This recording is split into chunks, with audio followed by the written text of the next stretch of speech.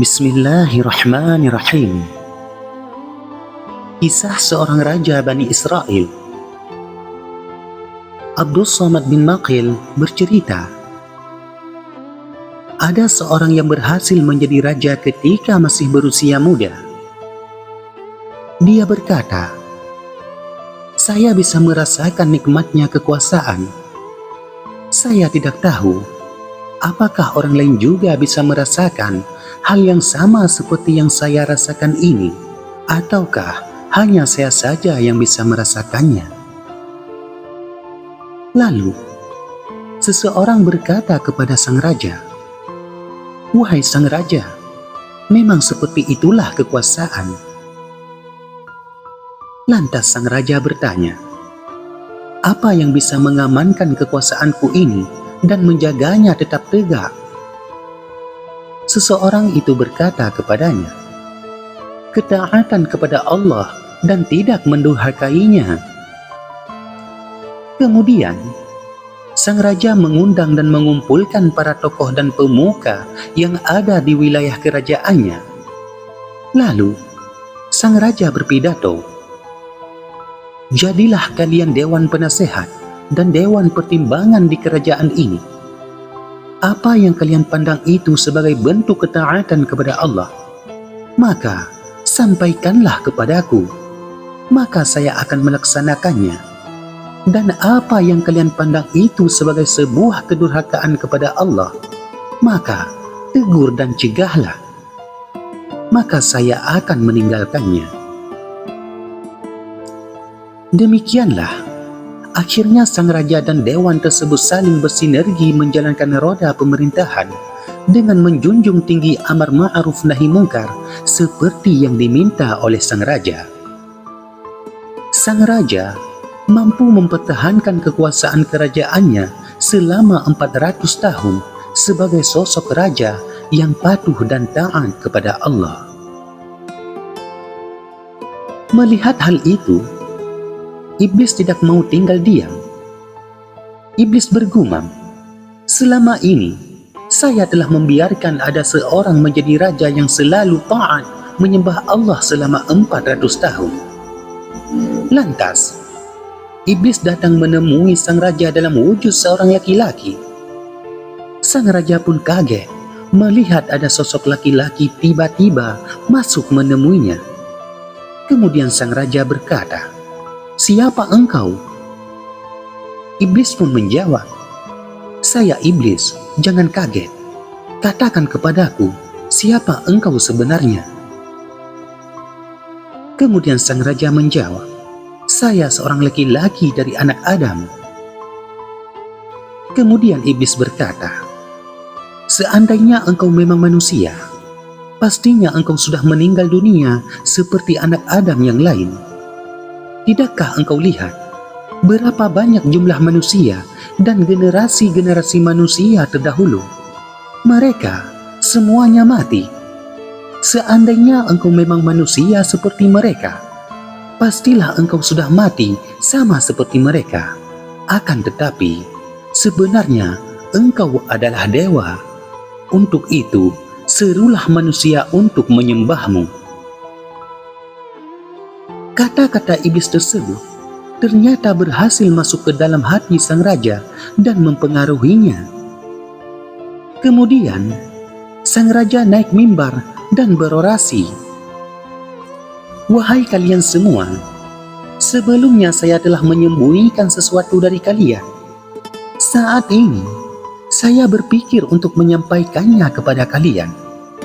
Tahukah kalian bahwa saya telah menjadi raja kalian selama 400 tahun.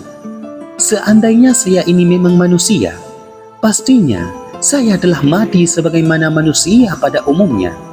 Akan tetapi, saya ini adalah dewa. Untuk itu, puja dan sembahlah saya. Lalu, tempat sang raja pun bergetar. Allah mengilhamkan kepada salah satu anggota dewan penasehat sang raja, beritahukan kepadanya bahwa aku akan tetap mempertahankan nikmat yang selama ini telah aku anugerahkan kepadanya tersebut selama dia juga tetap mempertahankan kelurusannya dan ketaatannya kepadaku selama ini. Jika dia berpaling dari ketaatan kepadaku dan beralih pada kedurhakaan terhadapku, maka berarti dia sudah tidak berlaku lurus lagi. Aku bersumpah demi keagunganku, sungguh aku akan membuat dirinya dikalahkan oleh Bukhtanasar. Lalu, sungguh Bukhtanasar akan memenggal kepalanya dan menguasai seluruh kekayaannya. Pada zaman itu, jika Allah murka terhadap seseorang, maka Allah akan membuatnya dikalahkan oleh Bukhtanasar. Ternyata, sang raja tetap pada sikapnya itu, sehingga akhirnya Allah membuat dirinya dikalahkan oleh Bukhtanasar. Lalu, ia pun dieksekusi dan kekayaannya diambil alih oleh Bukhtanasar.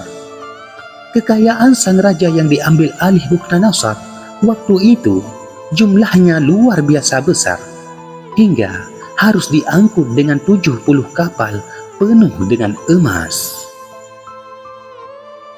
Dan selanjutnya, kisah Syaqiq al-Balkhi dengan seekor burung yang patah sayapnya. Dikisahkan dari Khalaf bin Buhem, hari itu Ibrahim bin Adam bertemu Syaqiq al-Balkhi di Makkah.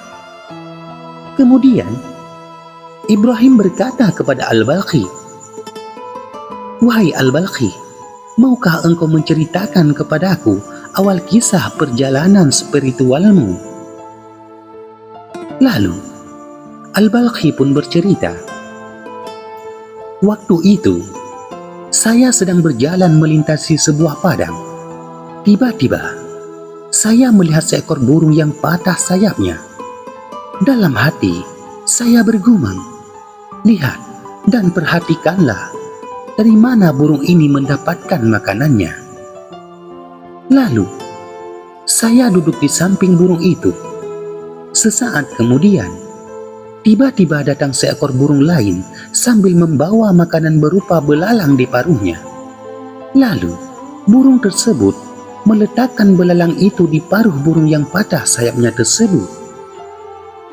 Melihat kejadian tersebut, saya berkata dalam hati, 'Lihat dan perhatikanlah.